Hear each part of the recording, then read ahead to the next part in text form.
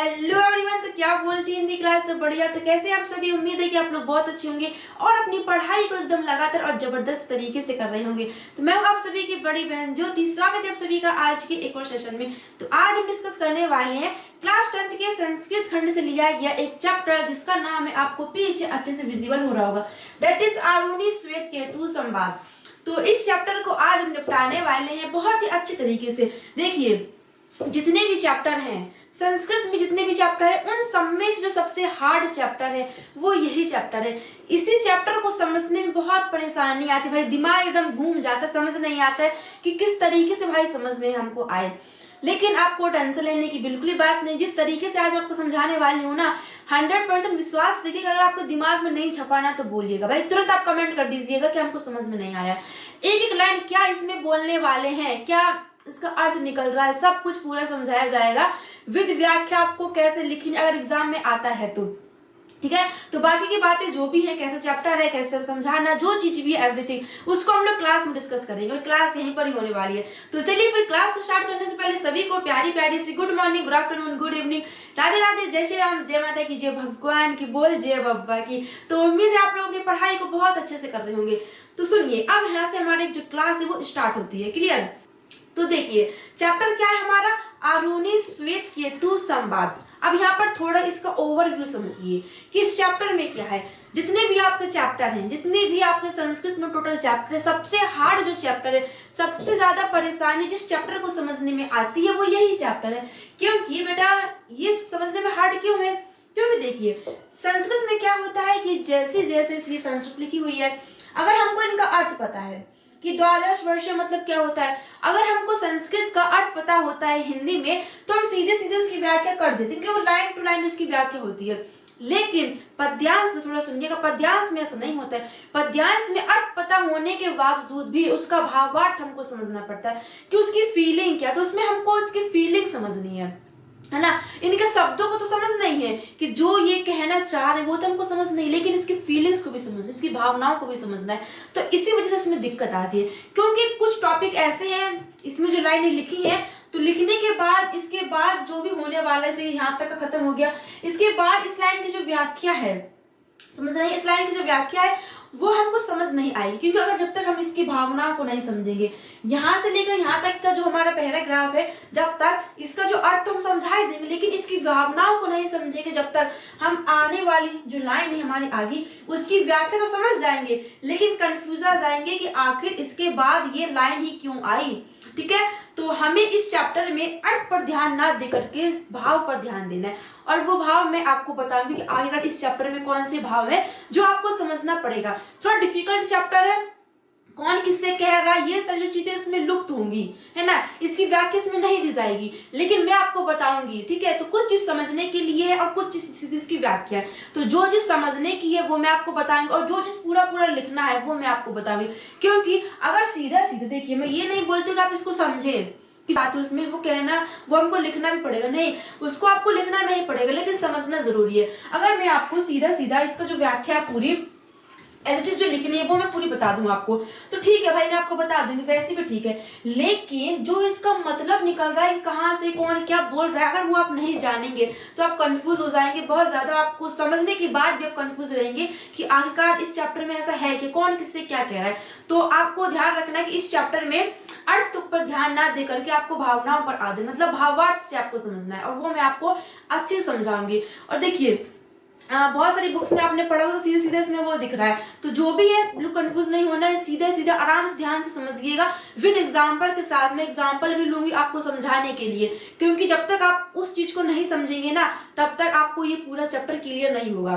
क्योंकि थोड़ा थोड़ा डाउट रह जाना ना बहुत हानिकारक होता है। बोलते हैं ना कि अधूरा आधा ज्ञान लेना बहुत ही डेंजरफुल होता है। तो आपको सीधी व्याख्या तो आपको करनी है। और देखिए ये बात ध्यान सुन लीजिए कि ये जो चैप्टर है और जो अदर्स टीचर है हमारे, वो इस चैप्टर को 20 से 25 मिनट में खत्म कर देते हैं, लेकिन मैं आपसे थोड़ा टाइम और मांगूंगी, क्योंकि मैं आपको सिर्फ इसकी व्याख्या नहीं बताने वाली, उसी से इसकी व्याख्या आप लिख दीजिए। आपको इसका अर्थ वो समझाऊंगी कि आखिर इस चैप्टर में रियलिटी में है क्या, है ना, क्योंकि बहुत कंफ्यूजन होती है इस चैप्टर को लेकर ही, समझ नहीं पाते हैं कि आखिरकार इसके बाद ये ही क्यों कहा गया, और ये कहा गया तो जो बीच का फॉर्मेट है वो कहाँ गायब हो गया। तो बस यही है, ध्यान से समझिएगा। और ये चैप्टर इतना इम्पोर्टेंट नहीं है, ठीक है। देखिए अगर आपको समझ नहीं आया तो आप छोड़ सकते, लेकिन छोड़ना नहीं है भाई, समझ में आएगा। 100% गारंटी आपको ये चैप्टर समझ में आने वाला है, इसकी पूरी गारंटी है। क्लियर। और इम्पोर्टेंट नहीं है लेकिन कर लीजिएगा, ज्यादा वो भी नहीं है, आप लोग अच्छे समझ में आएगा, आपको अच्छा भी लगेगा जिस तरीके से मैं आपको समझाऊंगी। ठीक है। और तो क्या बोलते हैं, चलिए फिर क्लास को स्टार्ट करते हैं। तो सबसे पहले थोड़ा सा जान लीजिए इसमें क्या होता है। अगर आपको मैं बता दूंगी तो आप इसको अच्छे से पढ़ लीजिएगा, अच्छे से पढ़ पाएंगे। तो देखिए इसमें भाई क्या होता है इस चैप्टर में कि आरोही श्वेत केतु संवाद। सबसे पहले समझिए कि ये क्या होता है। तो बेटा संवाद का मतलब क्या होता है, बातचीत। संवाद का मतलब क्या होता है, दो लोगों में जो बातचीत होती है उसको संवाद बोलते हैं। ठीक। श्वेत केतु कौन है, पुत्र है। श्वेत केतु कौन है, पुत्र है। और आरोही कौन है, पिता है। तो यहाँ पर आरोही और श्वेत केतु के बीच में बातचीत होती है। ठीक है। आरोही मतलब नाम है, कौन है, वो पिता है। और श्वेत केतु कौन है, उनके पुत्र है। तो आरोही श्वेत केतु संवाद मतलब क्या हो जाएगा, आरोही और श्वेत केतु के बीच में क्या होती है, बातचीत होती है। अब वो किस तरीके की बातचीत होती है, तो देखिए पहले के टाइम में क्या होता था, जब हम लोग, तो अभी हम क्या स्कूल वगैरह जाते हैं, किताबों का ज्ञान लेते हैं, तो वैसे ठीक जो हमारा पुराना समय था, है ना, बहुत पहले तो क्या होता है, वेदों का अध्ययन लिया जाता था। किसका, वेदों का, शास्त्रों का, इन सब का ज्ञान लिया जाता था। तो यहाँ पर क्या होता है कि जो श्वेत केतु है वो पुत्र है, तो श्वेत केतु जाते थे किसके लिए, अध्ययन के लिए। तो ऐसा होता है, अगर आपके मम्मी पापा भी ऐसे होंगे, तो जैसे हम लोग का एग्जाम वगैरह होता है, हम लोग क्लास में जाते, स्कूल जाते, स्कूल से आने के बाद हमारे पेरेंट्स पूछते हैं कि भाई क्या क्या पढ़ा आपने, क्या नहीं पढ़ा, जरा हमें भी तो बताओ। तो कुछ इस तरीके की वार्तालाप इसमें वो करने वाले हैं।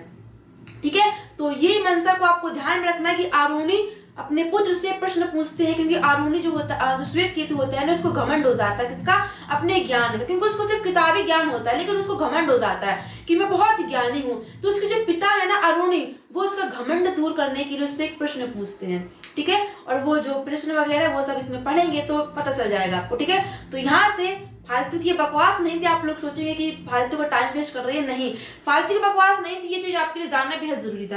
क्योंकि सीधे सीधे अगर मैं व्याख्या करवाना चाहती तो मैं करवा सकती थी, लेकिन नहीं, आपको समझना भी है कि अगर क्या कैसा क्या नहीं है। ठीक है। तो बाकी इतना टाइम वेस्ट उसके लिए आपसे माफी चाहेंगे। तो चलिए आप यहाँ से अपनी क्लास को स्टार्ट करते हैं। तो ध्यान सुनिएगा और जो मैं बोलना चाहती हूँ उसको एकदम मन लगा के सुनिएगा। ठीक है। चलिए फिर स्टार्ट करते हैं टाइम को देखते हुए। देखिए क्या लिखा है कि सहा द्वादश वर्षः, क्या लिखा बच्चा, एक मिनट थोड़ा, तो क्या लिखा है, सहा द्वादश वर्ष उपेत्य चतुर्विंशति वर्षम सर्वान् वेदान् अधीत्य महामना अनुचान्मानि स्तब्ध एआया। समझिए क्या कहना चाहते हैं कि सहा, सहा मतलब क्या हो जाएगा, वह कौन, श्वेत केतु। किसकी बात हो रही है, श्वेत केतु की। सहा मतलब वह अर्थात श्वेत केतु। द्वादश वर्ष मतलब 12 वर्ष, द्वादश वर्ष मतलब क्या हो जाएगा, 12 वर्ष। ठीक। उपेत्य मतलब क्या होता है, उपनयन करा। उपनयन मतलब क्या होता है कि पहले टाइम में जो ब्राह्मण लोग होते थे, वो जो पंडित लोग होते हैं, वो अपने गले पर ऐसे क्या बोलते हैं, तार सा कुछ लगाए रहते हैं, जो होता होगा, मतलब उसको क्या बोलते हैं, जनायु, है ना। जब तक वो लोग धारण नहीं करते तब तक कोई भी जो ब्राह्मण होता है वो अध्ययन के लिए नहीं जाता है। तो वो 12 वर्ष की आयु में उपनयन करा करके, अर्थात गुरुजी के पास जा करके चतुर्विंशति वर्षम, 24 वर्ष की आयु तक, मतलब 12 वर्ष की आयु में वो अध्ययन के लिए गए थे, उसके बाद 24 वर्ष मतलब 12 वर्ष तक उन्होंने अध्ययन किया था। और जब 12 वर्ष का अध्ययन इनका पूर्ण हो गया था, तो 24 वर्ष जब उनकी हो गई थी, तो 24 वर्ष की आयु में, ठीक, 24 वर्ष की आयु में, मतलब अध्ययन का समय कितना था, कुल 12 वर्ष का समय था। ठीक है, ध्यान सुनिएगा। सर्वान मतलब क्या होता है, सभी। वेदान अधीत्य मतलब वेदों का अध्ययन करके। क्लियर। महामना, महामना क्या होता है, बहुत बड़े मन वाला, अर्थात अपने आप को बहुत जानकार मानने वाला, महान बुद्धि वाला।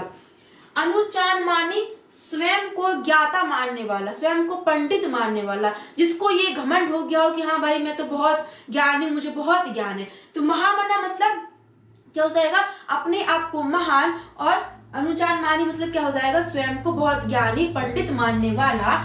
स्तब एआय, स्तब मतलब क्या हो जाएगा, घमंडी, एआय मतलब लौटा।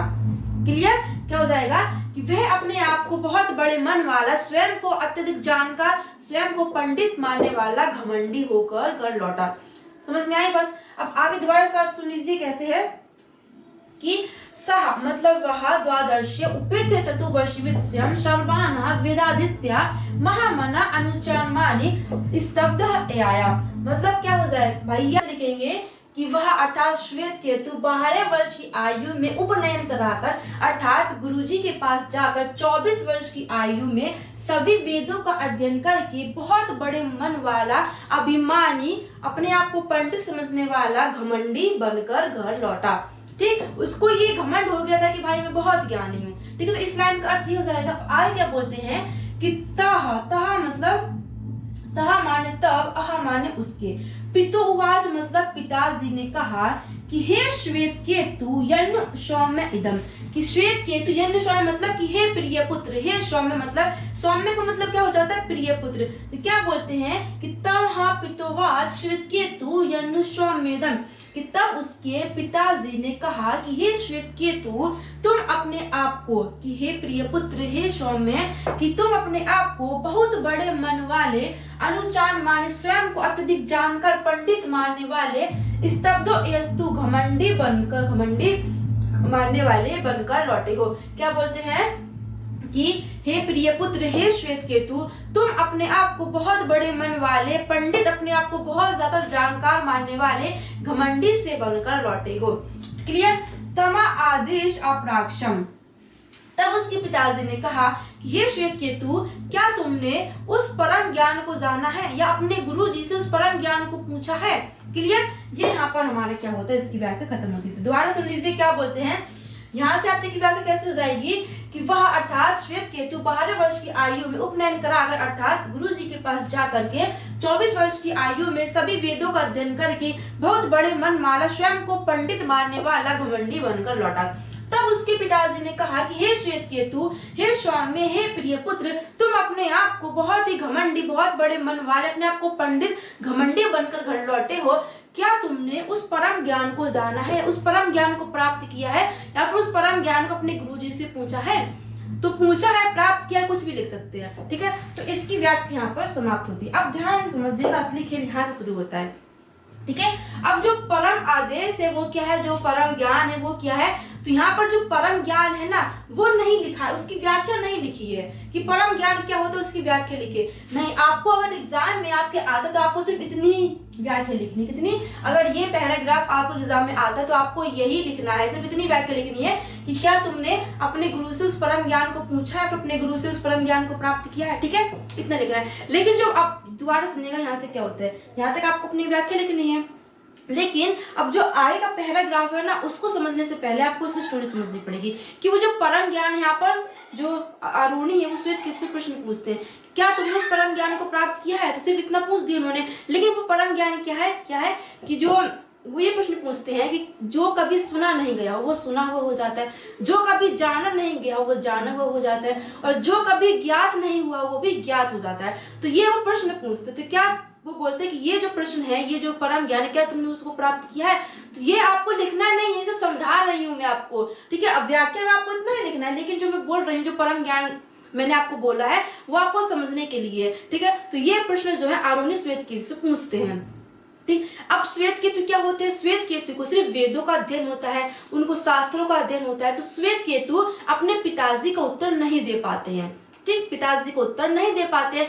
तो जब वो उत्तर नहीं दे पाते हैं तब आरुणी कहता है श्वेत केतु से, समझ में आए बात। उन्होंने पूछा कि तुमने क्या परम ज्ञान को प्राप्त किया है, व्याख्या हुई यहाँ तक की, लेकिन जो वो परम ज्ञान उसकी व्याख्या पर नहीं लिखनी है, नहीं, वो समझने की है, आप उसे विलुप्त है भाई। वो यही तो कंफ्यूजिंग पॉइंट है, तो समझ में नहीं आता कि कौन क्या किससे कह रहा है। ठीक है, तो ये इसी का भावार्थ है।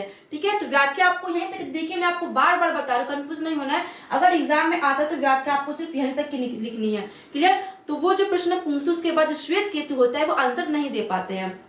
ठीक, उसके बाद आरुणी अब श्वेत केतु अर्थात अपने पुत्र से कहे, जब वो आंसर नहीं दे पाता है, कौन, जब श्वेत केतु आरुणी के प्रश्नों का उत्तर नहीं दे पाता है, तब उसके जो पिता है वो श्वेत केतु से कहते हैं। सिंपल, समझ में आ गया होगा। क्या कहते हैं कि श्वेत केतु आरुणी है आस्तः, क्या श्वेत केतु आरुण्य का पुत्र था, क्या श्वेत केतु आरुण्य का पुत्र था। तम हा पितुवाच, तम हा मतलब तब उसके, पितुवाच मतलब पिता ने कहा कि हे श्वेत केतु, वश मतलब वास करो या फिर निवास करो, वास करो या फिर निवास करो, ब्रह्मचर्यम, क्या ब्रह्मचर्य में। जब जो श्वेत केतु है वो प्रश्न का उत्तर नहीं दे पाता है, तब जो हमारे आरुणी है वो क्या कहते हैं, क्या लिखा है कि श्वेत केतु है वो आरुण्य का पुत्र था, क्लियर। तब उसके पिता कहते हैं कि हे श्वेत केतु, ब्रह्मचर्य में वास करो, अर्थात ब्रह्मचर्य में निवास करो, मतलब ब्रह्मचर्य का अध्ययन करो। ठीक, ब्रह्मचर्य मतलब क्या होता है, जिससे हमको स्वयं का ज्ञान प्राप्त हो, मतलब जिससे हमको आंतरिक ज्ञान प्राप्त होता है। ठीक, किताबी ज्ञान, शास्त्र ज्ञान, वो उसको छोड़ करके जो आंतरिक ज्ञान होता है ना, उसको ब्रह्मचर्य बोलते हैं। तो वही बोलते हैं कि हे श्वेत केतु, हे प्रिय पुत्र, तुम ब्रह्मचर्य में वास करो, अर्थात अध्ययन करो। समझ में आई बात। अब आए क्या बोलते हैं कि ना वे सौम्य, कि ऐसा नहीं हुआ है कि हे सौम्य, ना वे मतलब ऐसा नहीं हुआ है सौम्य मतलब हे प्रिय पुत्र, अस्मत् कुलीनो, अस्मत् कुलीनो मतलब क्या हो जाएगा, हमारे श्रेष्ठ कुल में। क्या, अस्मत् कुलीनो मतलब हमारे श्रेष्ठ कुल में, कुल मतलब हमारे वंश में। ठीक, अनुनुच्य मतलब क्या हो जाएगा, बिना पढ़ा लिखा, अनुनुच्य मतलब क्या हो जाएगा, बिना पढ़ा लिखा या फिर बिना अध्ययन किए हुआ। ब्रह्मा बंधु भवती, मतलब ब्रह्म बंधुओं का भाई, अर्थात ब्राह्मणों का भाई नहीं हुआ है। भवती मतलब ब्रह्म बंधुओं का भाई नहीं हुआ। तो वो क्या बोलते हैं कि हे सौम्य, ऐसा नहीं हुआ है हमारे अस्मत् कुल, अर्थात हमारे श्रेष्ठ कुल में ऐसा नहीं हुआ है कि कोई भी ब्रह्मों का भाई या ब्रह्मों का भाई बंधु बिना पढ़ा लिखा हुआ, केवल नाम का ब्रह्मा हो, मतलब नाम का ब्रह्म हो, उसने अध्ययन न किया हो। समझ में आई बात। तो किस तरीके से आपको लिखना है, तो अब देखिए इसमें क्या बोला गया है कि श्वेत केतु ने उत्तर नहीं दे पाया, लेकिन वो अध्ययन करके आया है। तो श्वेत केतु को सिर्फ शास्त्रों का ज्ञान था, वेदों का ज्ञान था, उसको आंतरिक ज्ञान नहीं था। इसलिए उसके पिताजी बोलते हैं कि जाओ तुम फिर से अध्ययन करो, क्या करो, ब्रह्मचार्य का अध्ययन करो। दोबारा सुन लीजिए, क्या बोलते हैं कि श्वेत केतु आरुण्य आस, अर्थात श्वेत केतु आरुण्य का पुत्र था। तब हा पितुवाच श्वेत केतु वस ब्रह्मचर्यम, तब उसके पिताजी कहते हैं कि हे श्वेत केतु, ब्रह्मचर्य में निवास करो, अर्थात अध्ययन करो। ना वे सौम्यम अस्मत् कुलीनो अनुनच्य ब्रह्मा बंद्री भवती, कहते हैं कि हे सौम्य, हे प्रिय पुत्र, हमारे श्रेष्ठ कुल में ऐसा नहीं हुआ है कि कोई भी हमारा बंधु भाई बिना अध्ययन किया केवल नाम मात्र का ही ब्राह्मण हो। क्लियर, इसकी व्याख्या ऐसे हो जाएगी। अब बढ़ते हैं आगे। अब देखिए इन दोनों में क्या हुआ कि पहले तो उन्होंने प्रश्न पूछा, लेकिन इसकी व्याख्या पर नहीं लिखनी है प्रश्न की, ये लुप्त है। क्लियर, समझ रहे होंगे आप। ठीक है, उसके बाद जब श्वेत केतु आंसर नहीं दे पाते, तब श्वेत केतु आंसर नहीं दे पाते तो आरुणि कहता है कि जाओ भाई तुम फिर से अध्ययन के लिए जाओ, फिर से अध्ययन करके आओ। ठीक है, उसके बाद यहाँ से क्या होता है, जो परम ज्ञान मैंने आपको बताया था वहां पर लुप्त था, लेकिन अब यहाँ पर क्या है, दिखाया जा रहा है। वो किस तरीके से दिखा रहा है, कौन यहाँ पर कह रहा है, यहाँ पर श्वेत केतु वो परम ज्ञान बोल रहे हैं। जैसे फॉर एग्जाम्पल, इसको समझने से पहले समझिए कि जैसे मैंने आपसे बोला कि भाई फॉर एग्जाम्पल के तौर पर समझिएगा, जैसे मैंने तुम ये बताओ कि ऐसा कौन सा ज्ञान है जिसको कभी सुना ना गया हो वो सुना हुआ हो जाए, जिसको कभी जाना ना गया हो वह जाना हुआ हो जाए, जिसको कभी जो कभी ज्ञात ही नहीं था वो ज्ञात हो जाए। तो अब जब आपसे मैं ये प्रश्न पूछूंगी तो ऐसा होता है ना कि जैसे कोई हमसे प्रश्न पूछता है तो आप लोग को नहीं पता होता तो आप लोग उस प्रश्न को रिपीट करते हो। जैसे मैंने आपको प्रश्न बोला तो आप खुद रिपीट करोगे कि ऐसा भाई कौन सा ज्ञान है कि जो कभी सुना ना गया वो सुना हुआ हो जाए, जिसको कभी सोचा ना गया वो सोचा हुआ हो जाए, जिसको कभी ज्ञात ही ना वो ज्ञात हो जाए। तो ऐसा कौन सा ज्ञान है? तो कहते हैं कि हे पिताजी मुझे ये नहीं पता, आप ही बता दो। ऐसा होता है ना कि मतलब वो क्वेश्चन हम खुद रिपीट करते हैं। तो यहाँ पर श्वेत केतु वो क्वेश्चन रिपीट करता है। ठीक है, तो यहाँ पर श्वेत केतु बोलता है, आरुणि उस परम ज्ञान को नहीं बोल रहा है, यहाँ पर श्वेत केतु बोलता है। जैसे कोई हमसे क्वेश्चन पूछता है, हमको क्वेश्चन का आंसर नहीं पता होता है, तो हम उस क्वेश्चन को फिर से रिपीट करके बोलते हैं कि भाई ऐसा कौन सा से जो कभी सुना नहीं गया वो सुना हुआ जाए, तो ऐसा कौन सा ज्ञान है? तो बोलते हैं कि भाई हमको नहीं पता ये वाला ज्ञान, तुम्हें बता दो। तो यहाँ पर श्वेत केतु बोलते हैं, आरुणि नहीं बोलते कि आप सोचो कि ये आरुणि क्वेश्चन पूछ रहा है। नहीं, क्वेश्चन को पहले पूछ चुका है, लेकिन वहां पर उसकी व्याख्या नहीं की गई है। सिर्फ ये बताया गया कि क्या तुमने उस परम ज्ञान को प्राप्त किया है। ठीक, ये बोला गया। तो क्वेश्चन को पहले पूछ चुका है, उसके बाद श्वेत केतु आंसर नहीं देते हैं तो वह उसको बोलते हैं कि जाओ फिर से अध्ययन करो। उसके बाद जो श्वेत केतु होते हैं वो अपने पिताजी से पूछता है, उसी जो परम ज्ञान उसको रिपीट करता है। समझ में आई बात? होपफुली समझ आई होगा। तो क्या लिखा है कि ये न श्रुतम श्रुतः, कि जो कभी सुना ना गया हो वह सुना हुआ हो जाए। ध्यान से सुनिएगा, ये श्वेत केतु बोलता है, श्वेत केतु कहता है कि ये ना श्रुतम श्रुता, कि जो कभी सुना ना गया हो वह सुना हो जाए। भवती यहाँ मतलब भक्ति दिया गया, ठीक है। तो सुनिए कि ये ना अश्रुता श्रुता भवती, जो कभी सुना ना गया हो वह सुना हो जाए। अमतः मतः भवती, जो कभी जाना ना गया हो, जो कभी जाना ना गया हो, जो कभी समझा ना गया हो वह समझा हुआ हो जाए। क्लियर। अविज्ञातः विज्ञातः मिति, जो कभी ज्ञात ना हुआ, जो अज्ञात वह विज्ञात हो जाए, ठीक है। ये श्वेत केतु बोल रहे हैं। क्लियर। क्या कहते हैं, कथा न भगवा सा आदेशु भवती, कथानुभगवा सा आदेशु भवती। सा मतलब होता है वह कि हे भगवान, भगवान मतलब भगवान मतलब क्या, पिता, ठीक है। श्वेत केतु बोलते पिता से कि हे भगवान, भगवान मतलब पिता, की हे भगवान वह ज्ञान वह उपदेश कैसे प्राप्त होता है। क्लियर, समझ में आई बात। इस लाइन को कौन बोल रहा है, श्वेत केतु बोल रहे हैं। वो जो उन्होंने प्रश्न पूछा उसको रिपीट करते हुए बोलते हैं कि ये जो ज्ञान है हे भगवान वह कैसे प्राप्त होता है। समझ में आई बात, दोबारा सुनिए क्या लिखा है, ये ना श्रुतम श्रुत भवती, कि जो कभी सुना ना गया हो वह सुना हुआ हो जाए।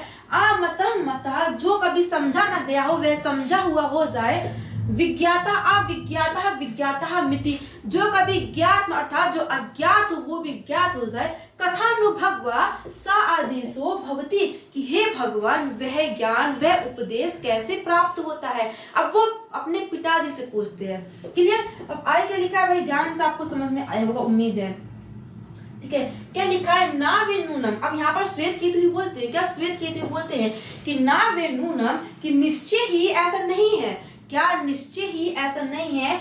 भगवान अस्तः, क्या भगवान अस्तः एतत् वेद्युषु, यहाँ तक और समझिएगा। क्या बोलते हैं कि ना वेणुना भगवान अस्तः एतत् वेद्युषु, क्या एतत् वेद्युषु, ध्यान समझिएगा। क्या बोलते श्वेत केतु कि निश्चय ही हे भगवान मेरे जो गुरुजी हैं वो इस उपदेश को नहीं जानते थे। क्लियर। सुनिए कि ना वे नहीं, नूनम नहीं जानते थे, नहीं जानते थे, क्या ना मतलब नहीं जानते थे। भगवान अस्तः एतत् वेद्युषु, वेद्युषु मतलब जो आदेश है उसको, उपदेश को। क्या बोलते हैं कि हे भगवान, अर्थ पर ध्यान मत दीजिएगा, भावार्थ को समझिएगा, और जो अर्थ है उस मतलब अर्थ पे भी ध्यान दें कि भावार्थ पर ज्यादा ध्यान देना है, ठीक है। तो क्या बोलते हैं कि ना वे नूनम भगवान अस्तः एतत् वेद्येषु, कि हे भगवान मेरे जो गुरुजी है वो निश्चय इस उपदेश को नहीं जानते थे, इस ज्ञान को नहीं जानते थे। आगे लिखा है यद्र वेद्यस्य वेद्यशन, क्या यद्र तद वेद्यशन, क्या लिखा है ध्यान सुनिएगा कि यद्र येदा वेद्यशन, समझ में आई बात। कथा में नावक्षति भगवा, क्या बोलते हैं कि यद्र वेद्यस्य देश्यन कथा में नावक्षता नीति, कि अगर वो जानते होते, अगर वे उस उपदेश को जानते होते तो वे मुझे क्यों नहीं बताते। दोबारा सुनिए क्या बोलते हैं कि ना वेणुना भगवान अस्तः एतत् वेद्येषु, कि हे भगवान निश्चय जो मेरे गुरुजी हैं वो इस उपदेश को नहीं जानते थे, इस ज्ञान को नहीं जानते थे। अदत तद वेद्यशन कथा में नावाक्षंति, क्या ना को अलग पढ़ेंगे, अवाक्षंत्र नीति को अलग पढ़ेंगे, ठीक है। और कहते हैं कि यदि वे जानते होते, कथा में नावाक्षंति, यदि वे जानते होते तो मुझे क्यों नहीं बताते। अवश्य बता, अगर वो जानते होते थे, जैसे अगर हमसे हमारे पेरेंट्स कुछ प्रश्न पूछते हैं, अगर हमें नहीं पता होता है तो हम बोलते हैं ना कि भाई ये हमारे टीचर को नहीं पता था। अगर उनको पता होता तो वो क्यों नहीं पता, कोई जाति दुश्मनी थोड़ी ना थी भाई हमारे उनसे कि हमको नहीं बताएंगे, आधा अधूरा ध्यान देंगे, ज्ञान देंगे।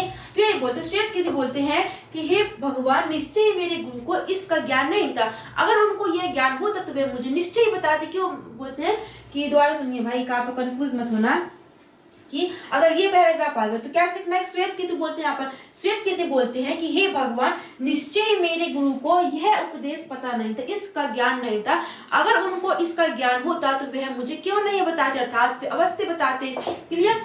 अब आगे लिखा है कि भगवा स्तः एवा में तद्विद्युति, क्या तद्विद्वती, अर्थात क्या कहते हैं कि हे भगवान कोई बात नहीं, अब आप ही मुझे वो बता दीजिए।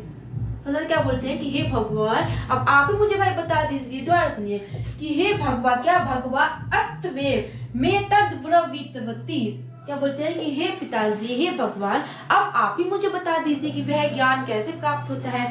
तथा सौम्य इति ओवाज, ओवाज मतलब बोले। उसके बाद जो पिता है अरुणी वो बोलते हैं कि अच्छा सौम्य, अच्छा प्रिय पुत्र, ठीक है श्वेत केतु, अब मैं तुम्हें वह ज्ञान बताता हूँ। तो आप समझ रहे होंगे ये चैप्टर डिफिकल्ट क्यों है, क्योंकि इसमें भावार्थ ज्यादा निकल रहा है, शब्द का अर्थ नहीं निकल। अब बताओ यहाँ पे कहीं आरुणी दिख रहा है आपको? नहीं दिख रहा है, लेकिन यहाँ पर आरुणी बोल रहे, इसलिए डिफिकल्ट लगता है क्योंकि पता नहीं कर पाते कौन कहाँ पर क्या कैसे बोल रहा है। तो उम्मीद है आपको इतना भी समझ आया होगा। तो यहाँ पर इन दोनों का जो वार्तालाप है वो हो जाता है, ठीक है। दोबारा सुनिए, स्लाइड करता आ गया। तो श्वेत केतु कहते हैं कि हे भगवान, अगर मेरे क्या बोलते हैं कि श्वेत केतु कहते हैं कि हे भगवान, निश्चय मेरे गुरुजन इस ज्ञान को नहीं जानते थे। अगर वे इस ज्ञान को जानते होते तो वे मुझे क्यों नहीं बताते, अर्थात अवश्य बताते। कोई बात नहीं पिताजी, अब आप ही मुझे तद्व्रवित्वति, क्या आप ही मुझे वह ज्ञान बता दीजिए कि वह ज्ञान कैसे प्राप्त होता है। तथा सौम्य थी वो बात। अरुणी बोलते हैं कि हे सौम्य, ठीक है, अब मैं तुम्हें वह ज्ञान बताता हूँ। समझ में आई बात? कौन किससे क्या कह रहा है, कंफ्यूज नहीं होना बिल्कुल भी, ठीक है।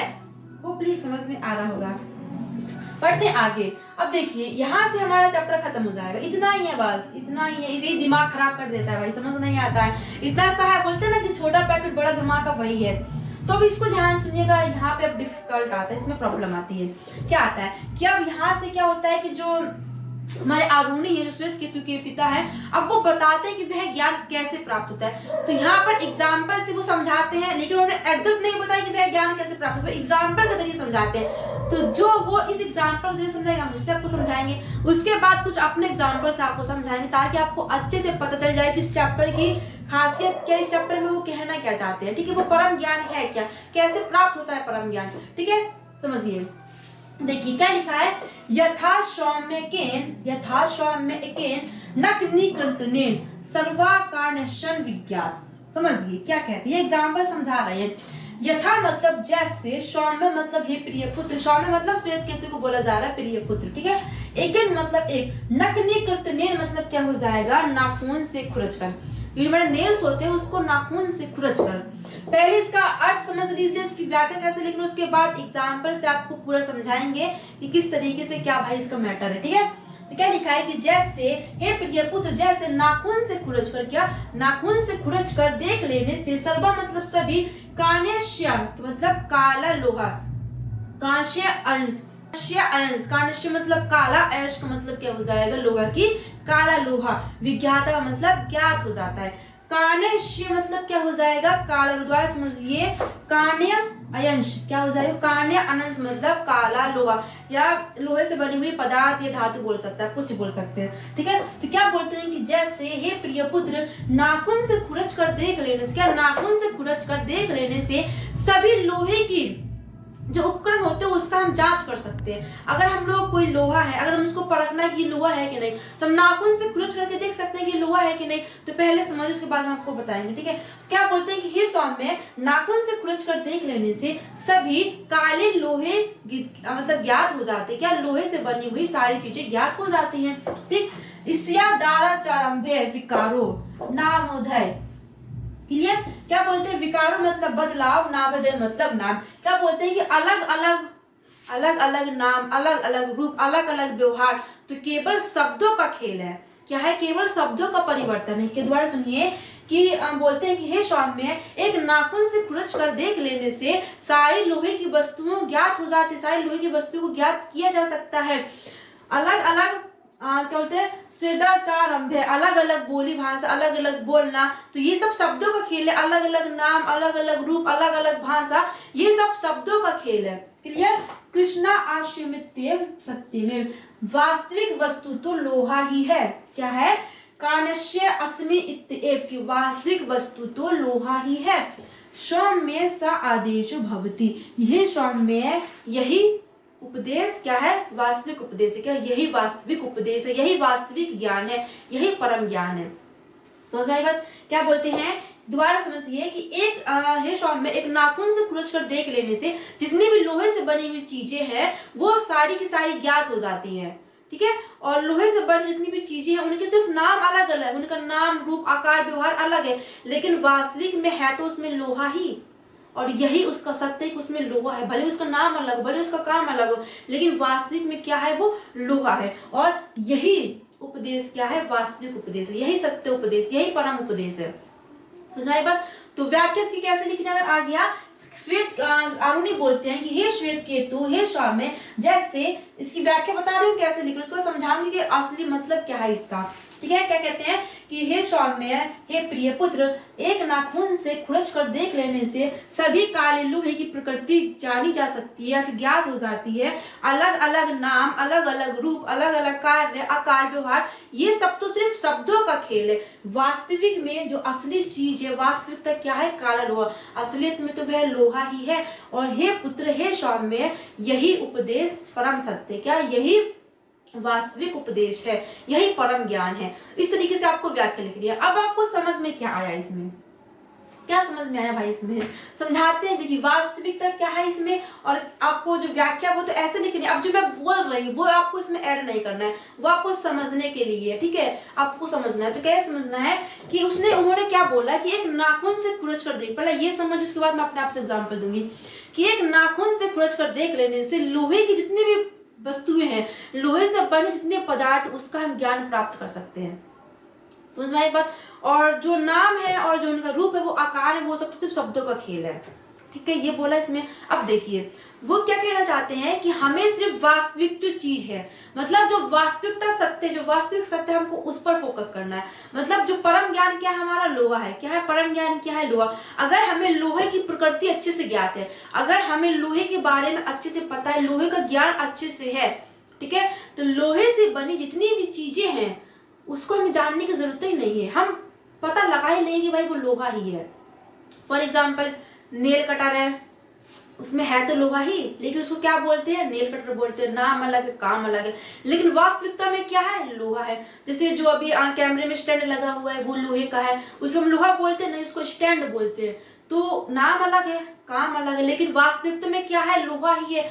अब ऐसी कोई, जैसे मान लीजिए हम नेल कटर को नहीं जानते कि नेल कटर किस चीज से बना है, ठीक है, नेल कटर हमको पता ही नहीं है कि वो होता है क्या है, किस चीज से बना है। तो अगर हमें लोहे की पहचान है ना, जिस चीज से वो बना है, अगर हमको लोहे की पहचान है, तो चाहे लोहे से बनी हुई कोई सी भी चीज आ जाए, हम उसको आसानी से पहचान सकते हैं। ठीक, तो यही इन्होंने बताया है कि एक नाखून से खुरच कर देख ले, नाखून से खुरच कर देख लेने से लोहे की जितनी भी वस्तुएं होती है उसका पता लगा जा सकता है। और जो नाम है, उनको जो कारण, उनको जो व्यवहार है, वो सब तो अलग अलग है, लेकिन वास्तविकता में तो वो लोहा ही है।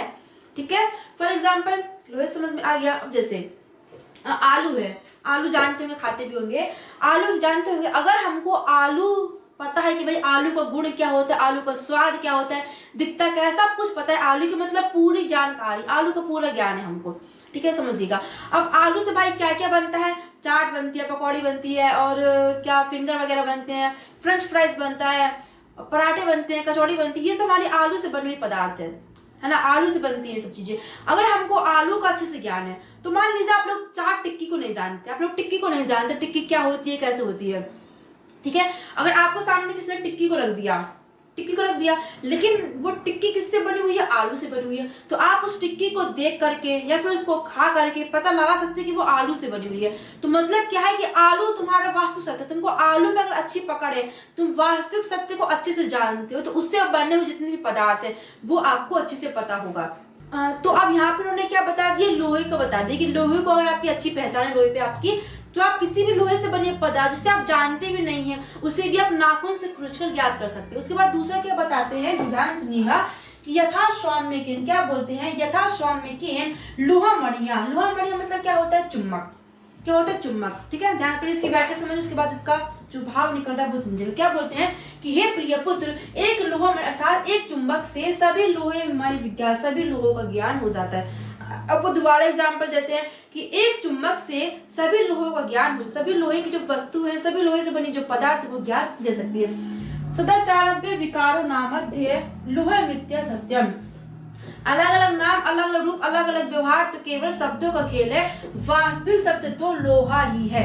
अब यहाँ पर ये आपको अर्थ, इसका जो व्याख्या ऐसे लिखनी है। अब यहाँ पर को क्या बोलते हैं कि अगर आपको लोहे से बने पदार्थ पता है, जो लोहे या वो आपको पता है कि लोहा क्या होता है, तो उसको आप चुंबक से पहचान सकते हैं कि लोहा है कि नहीं है। मतलब अगर आपको लोहे की प्रकृति पता है कि जो लोहा होता है वो चुंबक से चिपक जाता है पदार्थ, और जैसे गोल्ड हो गया, सिल्वर हो गया, वो तो वो चुंबक से चिपकता नहीं है। तो अगर आप चुंबक को, एक साइड लोहा रखा है, एक साइड सोना रखा है, अगर आप चुंबक को लोहे में चिपकाते तो वो चिपक जाएगा, तो हमको पता चल जाएगा कि भाई ये लोहा है। सोने में चिपकाएंगे तो नहीं चिपकेगा, क्योंकि वो सोना है, लोहा नहीं है। तो यही बोला है कि एक लोहे से क्या, एक चुंबक से, हे प्रिय पुत्र, एक चुंबक से हम सभी लोहे से बनने वाली पदार्थ का पता लगा सकते हैं। अलग अलग नाम, अलग अलग प्रकृति, अलग अलग रूप, तो केवल शब्दों का खेल है। वास्तविकता में जो सत्य है वो तो लोहा ही है, उस पदार्थ में है तो क्या लोहा ही है। तो बस यही यहाँ पर हमारा चैप्टर खत्म होता है। उम्मीद है आपको समझ आया होगा।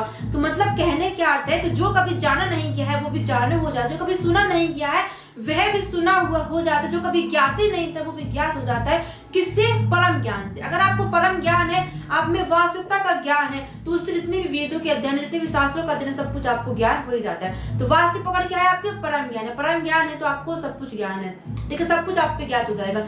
और ये जो अभी भी कंफ्यूज होगा तो सुन लीजिए फिर से कि जो लोहा होता है, अगर हमको पता नहीं है कि नील कटर क्या होता है, हम अज्ञात नील कटर से, लेकिन फिर भी कहीं ना कहीं तो हमको पता है ना, लोहा है उसमें, तो भाई हमको पता ही होगा।